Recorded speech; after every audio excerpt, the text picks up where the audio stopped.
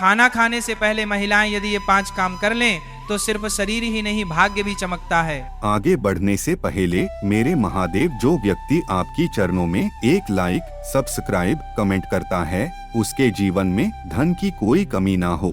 कहते हैं भोजन से पहले की आदतें ही तय करती हैं घर का सुख, शांति और धन का प्रवाह। यही वजह है कि पुराने समय में हर महिला ये 5 नियम कभी नहीं भूलती थी। एक जरूरी बात, कथा प्रारंभ करने से पहले मैं आप सभी भक्तों को एक महत्वपूर्ण बात निवेदन करना चाहता हूँ। गरुड़ पुराण में स्पष्ट कहा गया है कि चाहे कोई भी कथा हो उसे आरंभ से लेकर अंत तक श्रद्धा और भक्ति भाव के साथ सुनना चाहिए। जो कथा अधूरी छोड़ देता है उसे उसका पूर्ण फल प्राप्त नहीं होता। इसलिए आज की इस पावन कथा को आप अंत तक अवश्य सुनिएगा। कृपया बीच में ना जाइए, ध्यान पूर्वक सुनिए, क्योंकि आज जो कथा आप सुनने जा रहे हैं वह आपके जीवन में परिवर्तन ला सकती है। तो आइए भक्तों, श्रद्धा, भक्ति और विश्वास के साथ हम प्रवेश करते हैं इस अद्भुत दिव्य कथा में। एक समय की बात है, किसी सुदूर गांव में एक बुढ़िया रहती थी। उसका नाम था राधा। राधा की उम्र लगभग 70 वर्ष की थी। उसके पास ना तो कोई संतान थी और ना ही कोई धन दौलत। बस एक छोटी सी झोपड़ी थी जिसमें वह अकेली रहती थी। राधा की झोपड़ी गांव के सबसे आखिरी छोर पर थी, जहां से जंगल शुरू हो जाता था।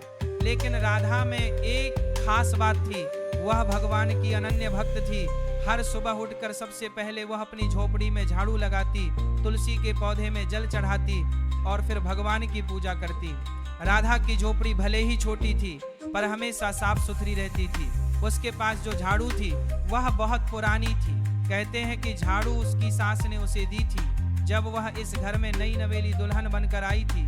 राधा इस झाड़ू को बड़े ही सम्मान से रखती थी। वह कभी भी इसे इधर उधर नहीं फेंकती थी। इस्तेमाल के बाद हमेशा इसे एक खास जगह पर खसा करके रखती थी। रात में सोने से पहले वो अपनी झाड़ू को दीवार के साथ सीधा खड़ा कर देती थी। गांव के लोग अक्सर राधा का मजाक उड़ाते थे, कहते थे कि ये बुढ़िया पागल हो गई है, झाड़ू को इतना सम्मान देती है जैसे कोई देवी देवता हो। लेकिन राधा किसी की बात पर ध्यान नहीं देती थी। वह तो बस अपने काम से काम रखती थी। हर सुबह जब सूरज की पहली किरण उसकी झोपड़ी में आती, राधा उठ जाती। फिर वह सबसे पहले अपनी झाड़ू उठाती और पूरी झोपड़ी में झाड़ू लगाती। झाड़ू लगाते समय वो भगवान का नाम लेती रहती। राधा के पड़ोस में एक धनी सेठ रहता था। उसका नाम था लाला रामनाथ। लाला रामनाथ के पास बहुत धन दौलत थी। उसकी हवेली बहुत बड़ी थी, लेकिन उसकी पत्नी कमला देवी बहुत ही घमंडी औरत थी। वह अपने धन के घमंड में चूर रहती थी। कमला देवी कभी भी घर का कोई काम नहीं करती थी। उसके पास कई सारी दासियां थी जो सारा काम करती थी। कमला देवी तो बस आराम से लेटी रहती और दासियों को हुक्म देती रहती थी। कमला देवी की हवेली में हर समय गंदगी रहती थी। भले ही दासियां रोज झाड़ू लगाती थी पर घर की स्वच्छता नहीं रहती थी। कमला देवी कभी भी झाड़ू को सम्मान नहीं देती थी। वे अक्सर झाड़ू को पैर से ठोकर मारकर इधर उधर फेंक देती थी। कई बार तो झाड़ू को बाहर गली में ही फेंक दिया जाता था। रात में झाड़ू को कभी सीधा नहीं रखा जाता था, कभी उल्टा पड़ा रहता तो कभी सीढ़ियों के नीचे दब जाता। कमला देवी को एक बहुत बुरी आदत थी। वह हमेशा शाम के समय झाड़ू लगवाती थी। दासियों से कहती कि शाम को ही सफाई करो, फिर सारा कचरा बाहर सड़क पर फेंक दिया जाता था। कमला देवी कभी भी सूर्यास्त के बाद घर से कचरा बाहर नहीं निकलती थी, लेकिन यह सब गलत था। शास्त्रों में लिखा है कि शाम के बाद झाड़ू नहीं लगाना चाहिए और ना ही कचरा बाहर फेंकना चाहिए। यह माता लक्ष्मी का अपमान माना जाता है। एक दिन की बात है, कमला देवी अपनी सहेलियों के साथ बैठी गपशप कर रही थी। तभी उसकी नजर खिड़की से बाहर राधा बुढ़िया पर पड़ी। राधा अपनी झोपड़ी के सामने बैठकर अपनी पुरानी झाड़ू को साफ कर रही थी। ये देखकर कमला देवी और उसकी सहेलियां जोर जोर से हंसने लगी। कमला देवी बोली, देखो तो इस बुढ़िया को, इसे तो अक्ल ही नहीं है, झाड़ू को धो रही है जैसे कोई कीमती चीज हो। उसकी एक सहेली बोली, अरे कमला, ये तो पागल है, इसे छोड़ो। तुम्हारे पास इतना धन है, तुम्हारी हवेली में इतनी सुख सुविधाएं हैं और ये बुढ़िया है कि टूटी फूटी झोपड़ी में पड़ी है। कमला देवी बोली, हाँ सच कह रही हो, मेरे पास तो सब कुछ है, मुझे किसी चीज की कमी नहीं। भगवान ने मुझे सब कुछ दिया है, लेकिन यह बुढ़िया तो कंगाल है। फिर सभी सहेलियां हंसने लगी। उधर राधा बुढ़िया ने अपनी झाड़ू को साफ करके धूप में सुखाने के लिए रख दिया। फिर वह अपनी झोपड़ी के अंदर चली गई।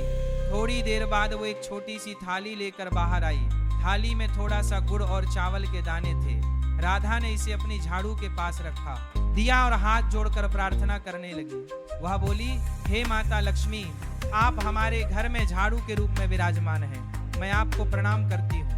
आप हमेशा हमारे घर में सुख शांति बनाए रखें। यह देखकर खिड़की से झांक रही कमला देवी की सहेलियां और जोर से हंसने लगी।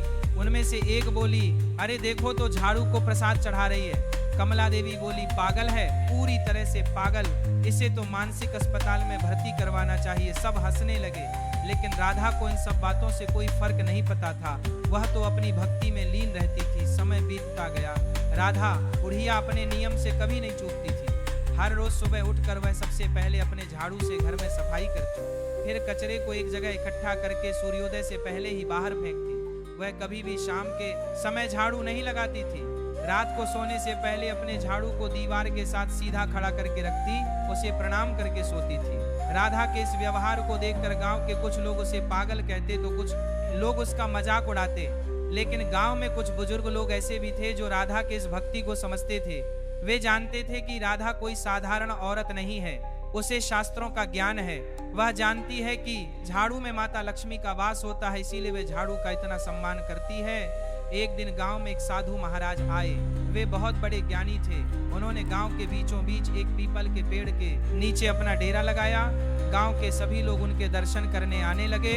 साधु महाराज लोगों को धर्म और कर्म का ज्ञान देते, वे लोगों की समस्याओं को सुनते और उन्हें सही मार्ग दिखाते। कुछ दिनों बाद लाला रामनाथ और कमला देवी भी साधु महाराज के दर्शन करने गए। कमला देवी ने साधु महाराज को प्रणाम किया और बोली, महाराज, हमारे घर में सब कुछ है, धन दौलत की कोई कमी नहीं है, फिर भी ना जाने क्यों मन में शांति नहीं है। हमेशा कुछ ना कुछ परेशानी बनी रहती और है। कभी घर में झगड़ा होता है तो कभी व्यापार में नुकसान हो जाता है। कृपया हमें कोई उपाय बताइए। साधु महाराज ने कमला देवी की ओर देखा और बोले, बेटी, तुम्हारे घर में धन तो है, लेकिन माता लक्ष्मी की कृपा नहीं है।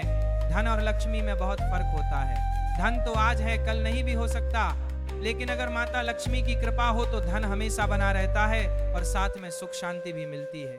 कमला देवी बोली, महाराज, हम माता लक्ष्मी की पूजा कैसे करें, हमें बताइए। साधु महाराज बोले, माता लक्ष्मी की पूजा सिर्फ मूर्ति पर फूल चढ़ाने से नहीं होती। माता लक्ष्मी तो हमारे घर में हर जगह विराजमान है। खासकर झाड़ू में माता लक्ष्मी का वास होता है। जो स्त्री अपने घर में झाड़ू का सम्मान करती है, नियम से सफाई करती है, माता लक्ष्मी उसके घर में हमेशा विराजमान रहती हैं।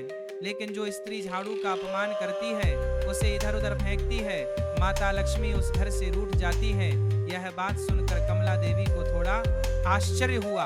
उसने कभी सोचा नहीं था कि झाड़ू में माता लक्ष्मी का वास होता है। वो तो हमेशा झाड़ू को कूड़े की तरह समझती थी। साधु महाराज ने आगे कहा, बेटी, झाड़ू से जुड़े कुछ नियम हैं जिन्हें हर स्त्री को जानना चाहिए। पहला नियम है कि कभी भी शाम के बाद झाड़ू नहीं लगाना चाहिए। सूर्यास्त के बाद झाड़ू लगाने से माता लक्ष्मी रुष्ट हो जाती है। दूसरा नियम है कि झाड़ू को कभी भी पैर से नहीं छूना चाहिए। अगर गलती से पैर लग जाए तो तुरंत उसे हाथ से छूकर माफी मांग लेनी चाहिए। तीसरा नियम है, झाड़ू को हमेशा सीधा खड़ा करके रखना चाहिए, कभी भी उल्टा नहीं रखना चाहिए। चौथा नियम है कि कचरा हमेशा सुबह के समय ही बाहर फेंकना चाहिए। शाम को कचरा बाहर फेंकने से घर से धन बाहर चला जाता है। पांचवा नियम है कि झाड़ू को कभी भी सिर के ऊपर से नहीं रखना चाहिए, इससे माता लक्ष्मी का अपमान होता है। साधु महाराज की बातें सुनकर कमला देवी के मन में बहुत सारे विचार आने लगे। उसे याद आया कि वह तो इन सभी नियमों को तोड़ती रहती है। वह अक्सर शाम को झाड़ू लगवाती है, झाड़ू को पैर से ठोकर मारती है, कचरा भी शाम को ही बाहर फेंकती है। साधु महाराज ने कमला देवी के चेहरे पर चिंता देखी और बोले, बेटी, अगर तुम अब से नियमों का पालन करोगी तो माता लक्ष्मी तुम्हारे घर में वापस आ जाएंगी। और हाँ, एक बात और याद रखना, भोजन करने से पहले हर स्त्री को 5 काम जरूर करनी चाहिए।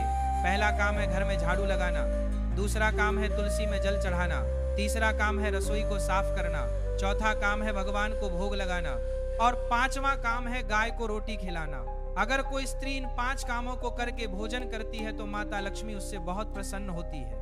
उस स्त्री के घर में कभी धन की कमी नहीं होती, उसका परिवार हमेशा सुखी रहता है। लेकिन अगर कोई स्त्री इन कामों को नहीं करती और सीधे भोजन कर लेती है तो यह बहुत बड़ा पाप माना जाता है। माता लक्ष्मी ऐसी स्त्री से बहुत नाराज हो जाती है। कमला देवी ने साधु महाराज को प्रणाम किया और अपने घर वापस आ गई। रास्ते भर वह सोचती रही कि साधु महाराज ने जो बातें बताई हैं वे सब सच हैं।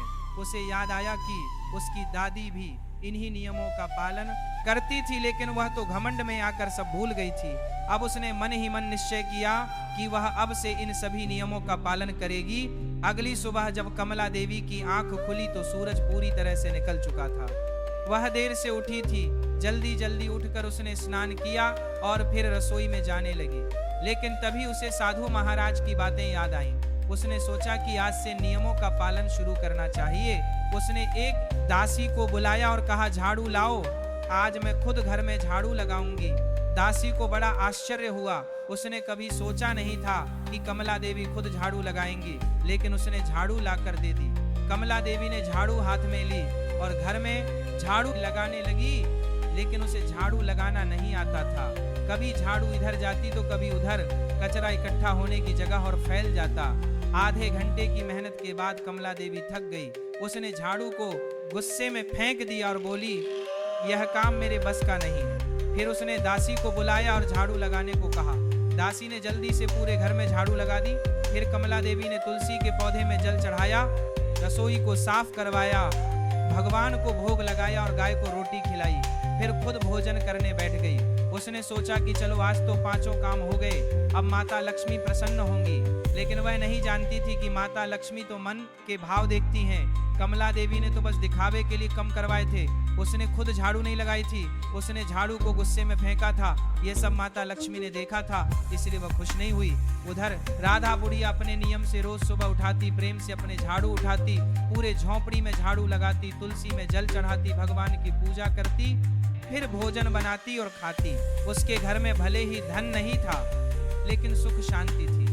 अब आपको एक अत्यंत महत्वपूर्ण बात बताना चाहता हूँ। झाड़ू अगर सही समय पर और सही तरीके से इस्तेमाल की जाए तो ये घर में पॉजिटिव एनर्जी ला सकती है, लेकिन अगर इसका गलत समय पर या लापरवाही से उपयोग किया जाए तो गरीबी और दरिद्रता को आने में देर नहीं लगती। आज के समय में ज्यादातर लोग मॉडर्न लाइफस्टाइल जी रहे हैं, नौकरियां हैं, समय की कमी है और इसी भागदौड़ में अक्सर लोग ध्यान नहीं दे पाते कि घर में क्या हो रहा है। लेकिन सच तो यह है कि जब से यह दुनिया बनी है तब से लेकर आज तक ऐसा कोई घर नहीं रहा जहां झाड़ू का इस्तेमाल ना हुआ हो। फर्क सिर्फ इतना है कि कुछ लोग इसे सही तरीके से इस्तेमाल करते हैं और कुछ गलत, और इसी से तय होता है कि घर में सुख आएगा या दुख। बहुत से लोग झाड़ू को सही जगह नहीं रखते, उसे कहीं भी टिका देते हैं, उल्टा सीधा समय देखकर झाड़ू लगा देते हैं, जिससे घर में नेगेटिविटी फैलती है। तो दोस्तों, इसी के साथ यह कथा समाप्त होती है। बोलो राधे राधे।